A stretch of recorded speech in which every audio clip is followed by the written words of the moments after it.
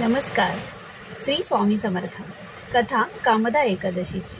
अनेक वर्षापूर्वी रत्नपूर नावाचे एक राज्य होते. त्या राज्यामध्ये पुंडलिक नावाचा राजा आपल्या प्रजेसमवेत म्हणजेच गंधर्व किन्नर यांच्यासह राहत होता. त्यांच्या राज्यामध्ये ललिता एक अप्सरा होती.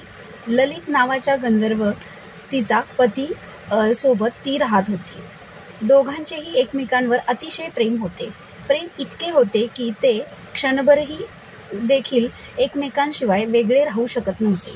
एकदा पुंडलिक राजाच्या सभागृहामध्ये सर्व गंधर्व नृत्य आणि गायन करीत होते. त्यामध्ये ललित देखील होता. पत्नीच्या अनुपस्थितीमुळे त्याचे गाणे नाचणे तालबद्ध नव्हते. त्यावेळी कर्कोट नावाचा एक साप त्या प्रेक्षकांमध्ये होता. त्याने ललितच्या विसंगत नृत्य याचे रहस्य जाणले आणि त्याने राजास त्याप्रमाणे सांगितले. राजा अतिशय क्रोधित झाला.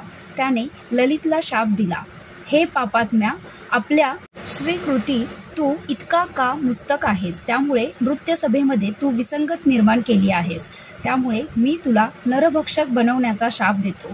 पुंडलिकाकडून शाप मिळाल्यामुळे ललितचे एक भयानक नरभक्षक राक्षसामध्ये रूपांतर झाले. आपल्या पतीचे भयानक रूप पाहून ललिताला पुष्कळ दुःख झाले.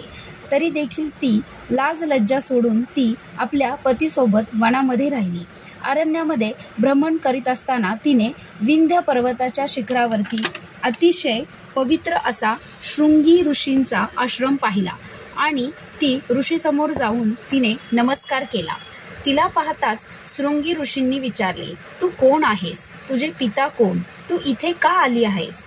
तेव्हा ललिता म्हणाली, हे ऋषीवर, मी ललिता वृंदावन गंधर्वाची कन्या असून माझ्या शापित पण पती समवेत मी इथे आली आहे. गंधर्वाचे राजा पुंडलिक यांनी दिलेल्या शापामुळे माझे पती राक्षस झाले आहेत. त्यांचे हे रूप पाहून मला पुष्कळ दुःख होते. कृपया या शापापासून मुक्त होण्यासाठी आम्हाला उपाय सांगा, ज्या प्रायश्चित्तामुळे त्यांची या राक्षसी रूपापासून सुटका होईल. ललिताची कळकळीची विनंती ऐकल्यानंतर शृंगी ऋषी म्हणाले, हे गंधर्व कन्ये, काही दिवसांनी चैत्र महिन्यातील शुक्ल पक्षामध्ये येणारी कामदा एकादशी येईल. त्या व्रताचे तू कठोर पालन कर आणि तुला मिळणारे सर्व पुण्य तू पतीला अर्पण कर. त्यामुळे तो या शापातून मुक्त होईल. ही एकादशी सर्व इच्छा पूर्ण करते. ऋषींनी सांगितल्याप्रमाणे ललिताने अतिशय आनंदाने आणि कठोरतेने हे व्रत केले व त्यांचे पालनही केले. द्वादशीच्या दिवशी भगवान श्री विष्णुदेव आणि ब्राह्मणांसमोर तिने घोषणा केली, माझ्या पतीच्या शापमुक्तीसाठीच मी या व्रताचे पालन केले आहे. तेव्हा या व्रताचा प्रभाव माझे पती शापमुक्त होऊन इतकं बोलताच आणि काय आश्चर्य, नरभक्षक ललित राक्षसाचे रूपांतर ललित गंधर्वमध्ये झाले. यानंतर दोघेही ललित आणि ललिता सुखाने राहू लागले.